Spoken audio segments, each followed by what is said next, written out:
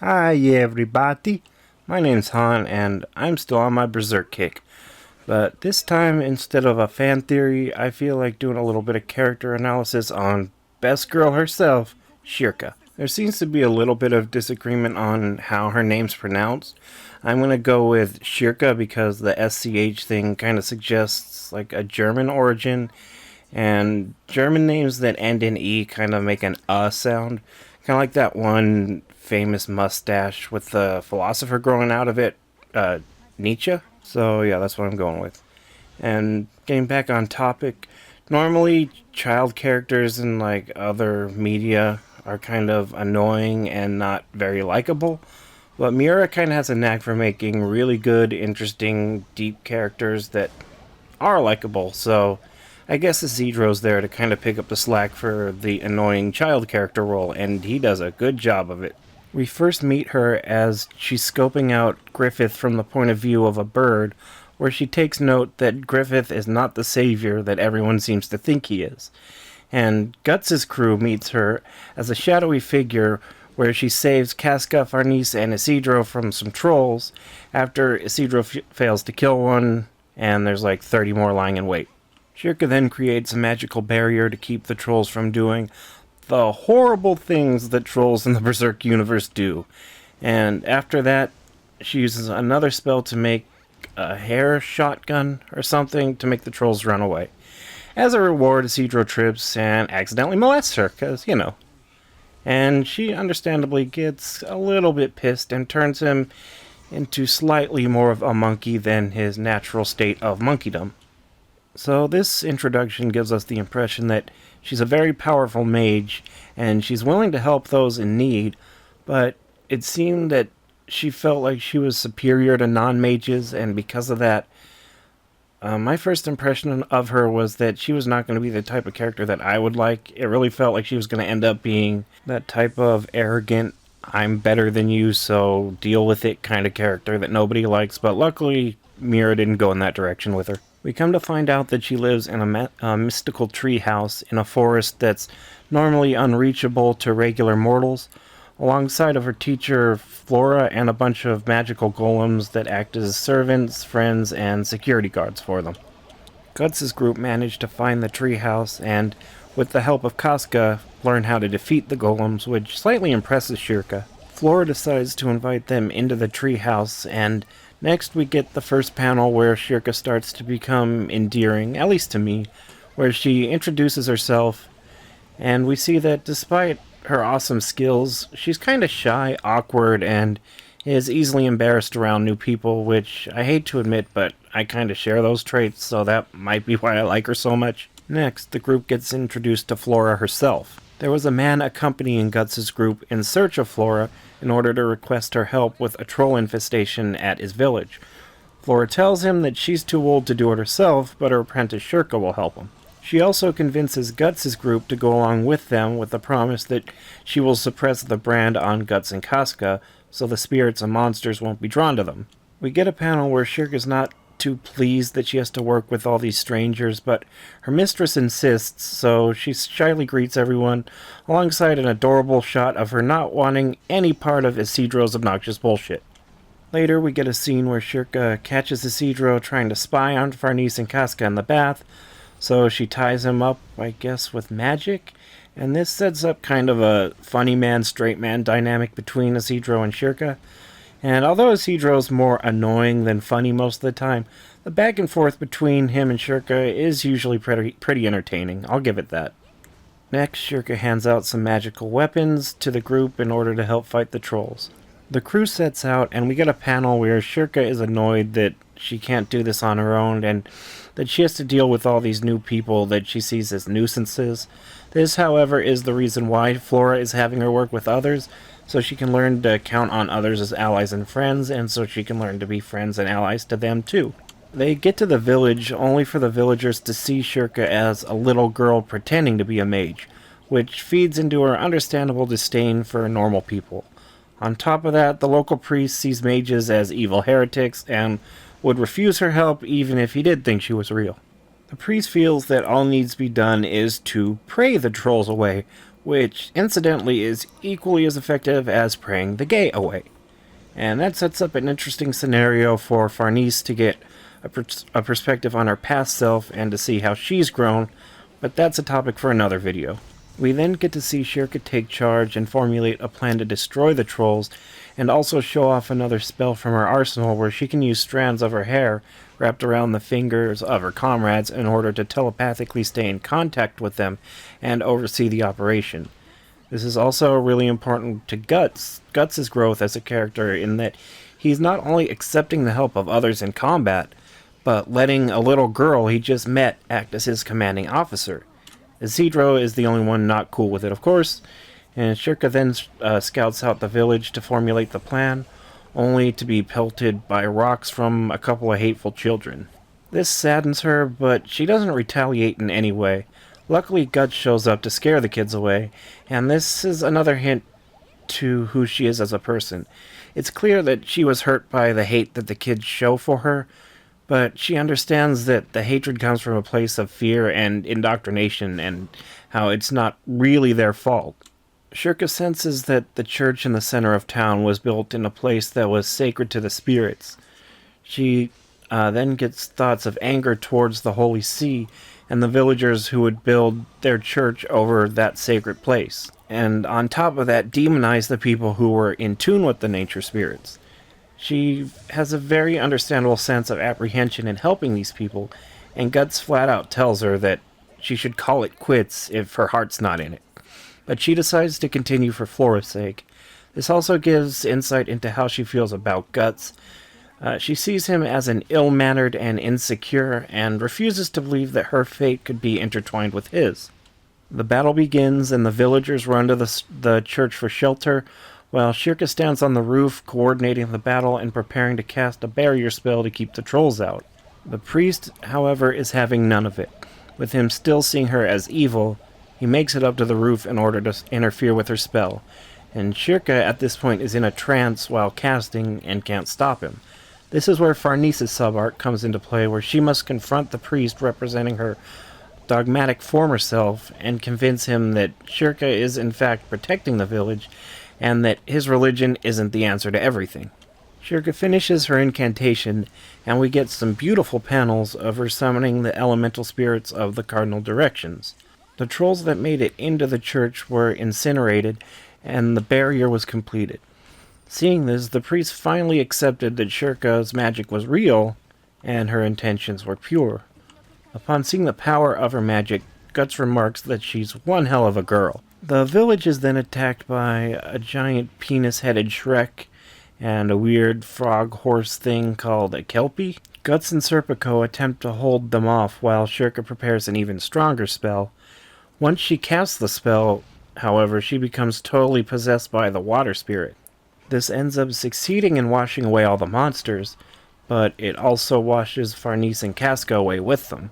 Flora in astral form brings Schierke back to her senses, and once she realizes what's happened, she felt really guilty for letting them get washed away like this. This shows her becoming more of a team player and establishes that she really is starting to care about these people that she met a few days ago. She tries to sense Farnese and Casca's presence, but can't because of her anxiety and feelings of guilt. We get a sweet scene where Guts reassures her that she did a good job, saved the village, and nobody blames her. And another cute scene after that where she blushes when Guts pats her hat and says, "We're at your service." This whole section's great in building camaraderie between the group. Schierke calms down and senses that Casca and Farnese were carried away by the trolls, but still alive. We're then treated to a scene where all the villagers who hated her just a few hours ago now see her as their savior, and even after all she did, she feels guilty about all the damage that her spell caused, because it was fueled by anger that she had towards the villagers. This is kind of another thing I have in common with her. Like, I really don't know how to deal with praise, and when I'm in the sort of situation where people show appreciation for something I did, like in my head I always kind of focus on like all the things I messed up in the process and overlook anything I might have done right. But getting back on topic, upon seeing what Schierke is capable of, some of the girls in town become interested in witchcraft, and the priest even allows a shrine to the spirits to be built in the center of town. Guts, Schierke, and the elves, and Isidro, I guess, set out to rescue the girls. It's then that we're introduced to the true hero of Berserk, Schnoz.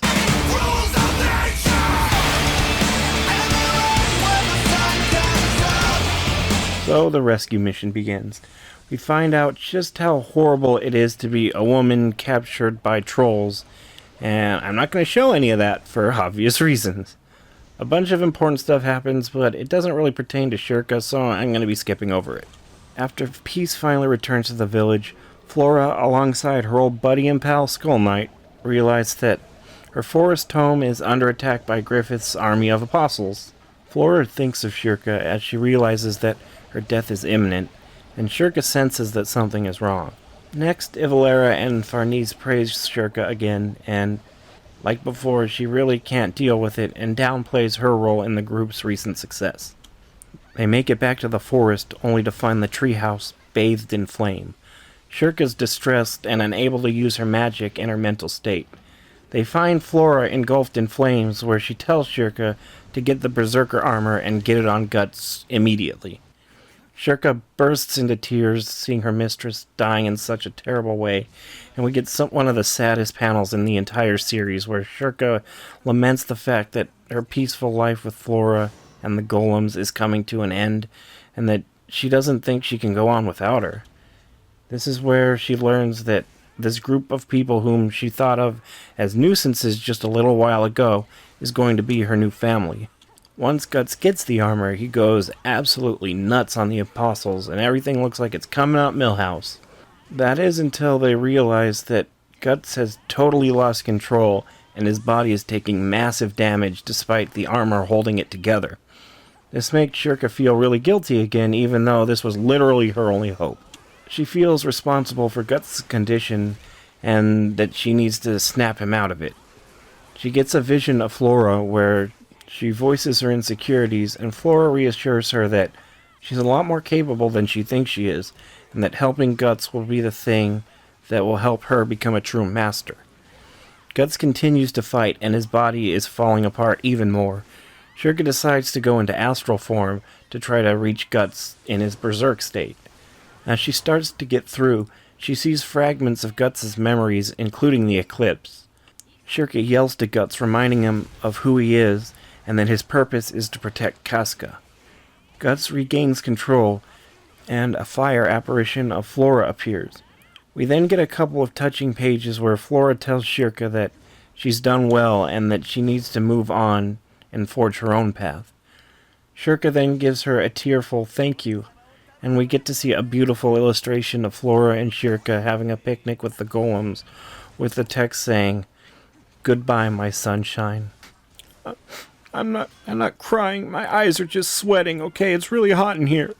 A bunch of Griffith stuff happens, and then Guts and the Funky Bunch finally make it to the ocean, where Schierke seems lost in thought, and her hat blows away.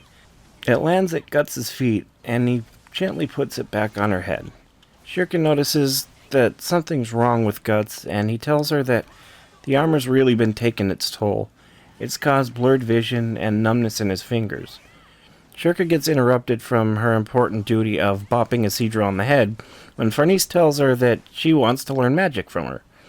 Schierke accepts, showing that she's come out of her shell and becoming more confident, and that she really trusts her new friends. Later that night, Guts and Schierke, both unable to sleep, find each other taking a walk on the beach.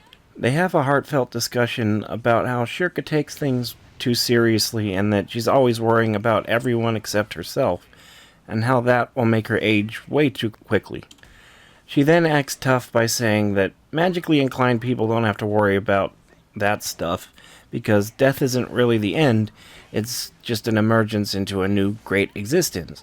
However, it seems that she was trying to convince herself of that more than Guts, because she then bursts into tears and runs to embrace Guts for comfort. This is such a good scene because we see these two characters who feel that they have the weight of the world on their shoulders, and that they need to help everyone else with no thought of their own well-being, opening up to each other. Skeleton Man shows up and informs them that using the Berserker armor will cause Guts' senses to become dulled, and will eventually result in his death with overuse. Schierke responds saying that she won't allow that to happen. She asks Skullmageddon if he once wore the Berserker armor himself, and he confirmed her suspicion and complimented her shrewdness. She also asks Skullomania what kind of relationship he had with Flora, and he informs her that their relationship was very similar to the one that Guts and Schierke have. Jack Skellington also informs her that it was Griffith who ordered the assassination of Flora because of the threat she posed with her magic, giving Schierke a place to channel her feelings of sadness and rage. Later, the group gets attacked by a bunch of dumb bipedal crocodiles with spears, and it doesn't seem like too big of a problem. That is, until an even bigger, dumberer monster shows up, requiring Guts to tap into the power of the Berserker armor once again. Guts goes nuts and is about to turn his allies into some kind of presumably horrible-tasting smoothie when a strange apparition, later revealed to be the Moonlight Child, stops him, and Schierke's astral form brings him back to his senses. We then get a panel where Schierke throws the comment about how being too set in your ways will cause you to age prematurely back at Guts, and he agrees. This is a great way of showing how close Guts and Schierke are getting as friends, and how, without both of them working together, the group as a whole would have been killed several times over. As the crew approaches the port city that they intend to charter a ship from for their trip to Elfhelm, they witness thousands of soldiers marching towards the city. Schierke is taken aback by the brutality of the outside world having so many soldiers in one place. They get to the town gate, and Schierke is overwhelmed and not liking the large crowd of people with their assorted smells. Yet another thing I have in common with her. I am really not a fan of being around people in general, and large crowds are just the worst. The town guard stops Schierke because of her witch clothing, and Serpico has to convince them that she's only a street performer to let her pass. But she uses the witch equivalent of the Jedi mind trick to get through. She learns just how discriminatory the outside world and the Holy See actually is towards other religions. I guess they're just jealous that the witch's pagan faith actually works? Isidro confronts Schierke about how they can't have her dressed like that because of the problems it'll cause, knocking her hat off in the process. The hat gets run over by a cart, and this really hurts her emotionally, so she runs off in tears. This saddened her so much because her outfit was the only thing she had left to remember Flora by. Now, Isidro has plenty of shortcomings, but to his credit, he actually did feel bad about what he did and decided to go out and look for her. Schierke comes to a dark alley where she notices a genuinely creepy, wispy figure floating in front of her with an apparent noose around its neck. She decides to go follow it, and it leads her to a courtyard where she finds a mass execution site with dozens of corpses hanging by the neck. Schierke receives a vision of the victims' lives. They were Kushan slaves. Each body is accompanied by one of those wispy figures crying out in agony. Some soldiers appear, and Schierke does her witch mind trick to get them to tell her why these men were killed. They say that it was only because of their race. They were killed because of the war going on against the Kushan Empire, and all the Kushan must be killed. Still, under her spell, she forces the soldiers to take the corpses off the pillory so she can cremate the bodies to release their souls. We see the souls flying away from the perspective of a young girl watching from a distance. We cut back to Isidro and Puck looking for Schierke, and we get one of the most adorable pages in the series where Isidro carves a hilariously cute Schierke face into a pumpkin in order to ask people if they've seen her. Schierke then finds herself alone at the end of a dock, surrounded by seagulls. The girl who witnessed the cremation finds Schierke. It turns out that it was Sonia, excited to meet a real witch, thus leading to one of my favorite conversations in Berserk. Sonia compliments her about how cool it was to control those guards and set the souls free.